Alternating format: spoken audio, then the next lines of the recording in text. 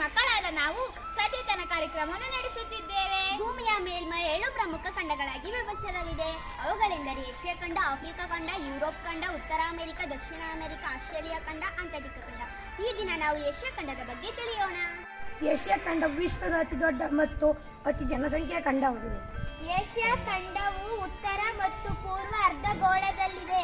Asia ಖಂಡದಲ್ಲಿ ಸುಮಾರು 49 ದೇಶಗಳಿವೆ. ಭಾರತ, ಚೀನಾ, ಜಪಾನ್ ಮತ್ತು ರಷ್ಯಾ ಇವು ಏಷ್ಯಾದ ಪ್ರಮುಖ ದೇಶಗಳಾಗಿದೆ. ವಿಶ್ವದ ಅತಿ ಎತ್ತರವಾದ ಮೌಂಟ್ ಎವರೆಸ್ಟ್ ಏಷ್ಯಾ ಖಂಡದಲ್ಲಿದೆ.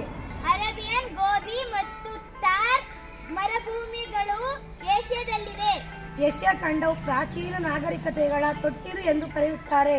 ವಿಶ್ವದ ಅತಿ ಹೆಚ್ಚು ಜನಸಂಖ್ಯೆ ದೇಶ ಚೀನಾ ಏಷ್ಯಾದಲ್ಲಿದೆ. ಏಷ್ಯಾ ಖಂಡವು ಕೃಷಿ, ವ್ಯಾಪಾರ, ಕೈಗಾರಿಕೆಯಲ್ಲಿ ಪ್ರಮುಖ ಪಾತ್ರ ವಹಿಸುತ್ತದೆ. ನಾವು ವಾಸಿಸುವ ಭಾರತ ದೇಶವು